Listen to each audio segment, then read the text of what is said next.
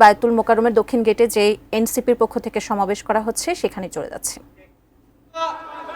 জুলাই গণঅভ্যুত্থানের প্রেক্ষিতে যে অন্তর্বর্তী সরকার গঠনে অংশ নিয়েছিলাম, সেই সরকারের কাছে আমাদের অন্যতম দাবি ছিল, জাতির কাছে আমাদের অন্যতম প্রতিশ্রুতি ছিল, জুলাই গণঅভ্যুত্থান সহ যে বিগত 16 বছরে যে ফ্যাসিজম স্বৈরাচার তৈরি হয়েছিল বাংলাদেশে, তার বিচার নিশ্চিত করা।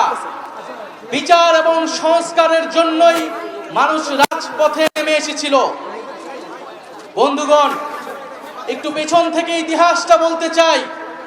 বাংলাদেশের জনগণ এই 24-এ এই প্রথমবার রাজপথে নেমে আসেনি, রক্ত দেয়নি, আত্মত্যাগ করেনি।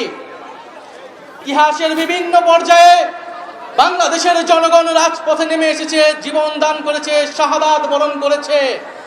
ন্যায় বিচার, মানবিক মর্যাদা, গণতন্ত্র, সার্বভৌমত্ব, স্বাধীনতা প্রতিষ্ঠার জন্য 1947 সালে এই পূর্ববঙ্গের বাঙালি মুসলমান নিম্নবর্গের হিন্দুর সাথে কাঁধে কাঁধ মিলিয়ে এই পূর্ববঙ্গের জনপদের অর্থনৈতিক এবং ধর্মীয় সাংস্কৃতিক অধিকার রক্ষার জন্য লড়াই করেছিল।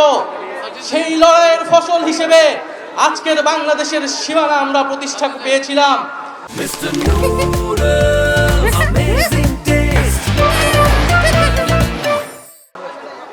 যদিও সেই সময় আমাদের লড়াইয়ের গন্তব্য ছিল সমগ্র বাংলার অখণ্ডতা কায়েম করা, কিন্তু কলকাতার ব্রাহ্মণ্যবাদী জমিদারদের ষড়যন্ত্রের কারণে সেই রাষ্ট্রকল্প আমাদের ব্যর্থ হয়েছিল।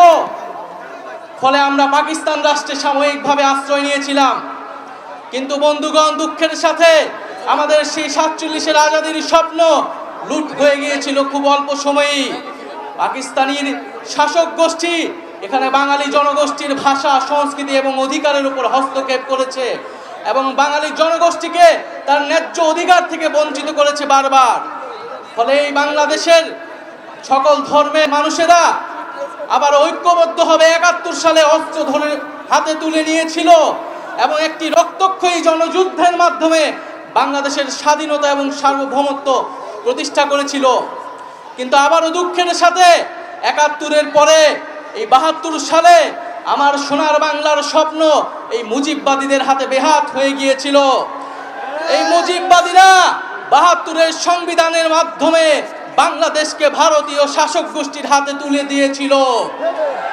মুজিববাদী সংবিধানের মাধ্যমে যে স্বাধীন বাংলাদেশের আকাঙ্ক্ষা, যেই মুক্তিযুদ্ধের শহীদদের আকাঙ্ক্ষা তৈরি হয়েছিল, সেই আকাঙ্ক্ষাকে ব্যর্থ করে দেওয়া হয়েছিল। মুজিববাদী সংবিধানে বাঙালি জাতীয়তাবাদের নামে এখানে বিভিন্ন জনগোষ্ঠীর যে দমন করা হয়েছিল।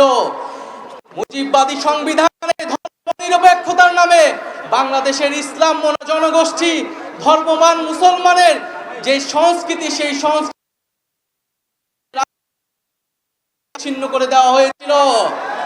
এখানে সমাজ পুঁজির স্বাধীন বিকাশ, এই বিকাশকে ব্যর্থ করা হয়েছিল।